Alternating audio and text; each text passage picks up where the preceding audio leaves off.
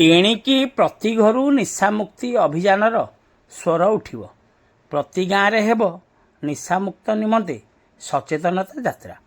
युवपीढ़ी एथिपाई सारथी दायित्व तुलाइबा सहित अंचलर परंपरा और ऐतिह्य को सुरक्षा करने दिगरे मध्य काम करिवे। एभली अभिनव परिकल्पना करने सहित अंटा भिड़ी राष्ट्रवादी युवशक्ति परिषद। अग्रणी सामाजिक अनुष्ठान राष्ट्रवादी युवशक्ति परिषद खंडपड़ा शाखा पक्षरु एक निशामुक्त समाज गठन नहीं संकल्प समावेश आज आयोजन परिप्रेक्षी में एक सांबादिक सम्मेलन अनुष्ठित हो जाइछि। खंडपड़ा ब्लॉक अधीन बनवालीपुर ग्रामर प्रभु श्री सोमनाथ देव पंचुदल मेलन पड़िया आयोजित यह सांबादिक सम्मेलन में राष्ट्रवादी युवशक्ति परिषदर सभापति डॉक्टर शुभेन्दु कुमार साहू निशामुक्त समाज गठन नहीं संकल्प समावेश संपर्क में सविशेष सूचना देइछन्ति। अन्य पक्षरे आज यही संघर जर्सी और लोगो उन्मोचन होइथिबा देखिବାକୁ मिलिछि। खंडपड़ारू संतोष कुमार साहू को रिपोर्ट, खंडपड़ा खबर। समस्त नमस्कार। खरारे आपण मैंने समस्त आसिक उपस्थित रही समस्त साधुवाद। आम आपण कृतज्ञ।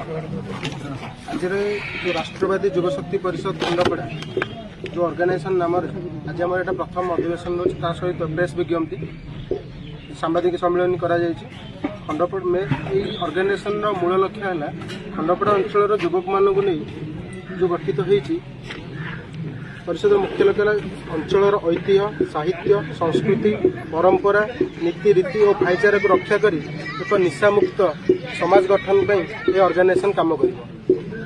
आम निकट अतीत बहुत प्रोग्राम आम देखीचे कि हिंदू पर्वपर्वाणी मानक आमर युवक मैंने निशासक्त हो निशा सेवन कर कार्यक्रम को सुचारू परिचालन करने बदल में बहुत प्रकार गंडगोल मारपीट ये सब जिन सबको किभली भाव में आम युवशक्ति भितर एक सचेतनता जागृत करी यही प्रोग्राम की हिंदू प्रोग्राम मान कि सुचारू रूपे परिचालन करें ऑर्गेनाइजेशन मुख्य रूप से काम कर सहित वृक्षरोपण समाज सेवा यही बहुत किसी कम आम खंडपड़ा माटीर युवपीढ़ी मानक ये नियोजित करूँ सहित मिसी खंडपड़ा माटीर युवशक्ति मानक एक आदर्श रूपे आम परिणत कर आमर प्रथम कार्यक्रम आगामी एप्रिल मास 11 तारिख सकाल 8टार आम जो स्थान सांबादिक सम्मेलन करुचे से स्थान एक सामूहिक हनुमान चालीसा पाठन सहित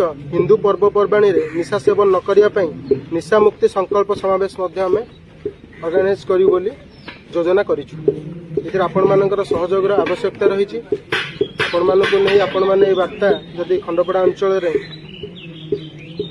वार्ता देले सबू युवशक्ति मैंने एकाठी ये कार्यक्रम को आम कि भाव में सफल करूँ सब आपण न्यस्त आम न्यस्त। धन्यवाद।